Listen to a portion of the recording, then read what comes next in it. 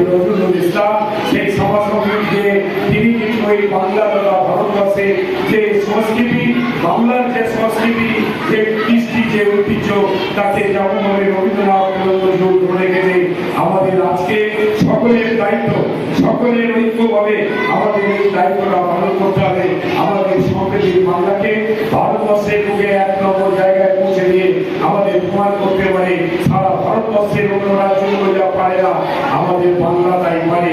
21 সালে আমরা যেরকম ভাবে বাংলাকে প্রমাণ করে দিতে পেরেছিলাম যে বাংলায় সংস্কৃতির বাংলা, বাংলা সংহতির বাংলা, বাংলা ভারতবর্ষকে পথ দেখায়।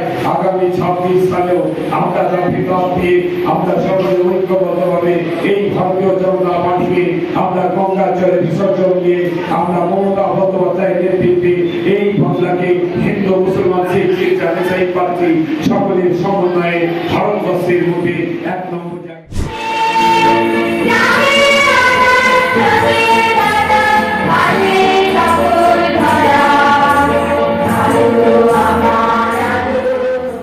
মানুষ সন্তান মুসলমান,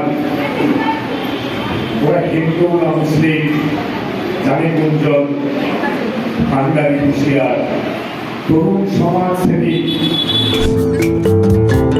তাই আমাদের সকলের মনে রবীন্দ্রনাথ আর কাজী নজরুল ইসলাম চিরকাল ছিল, আছে, থাকবে।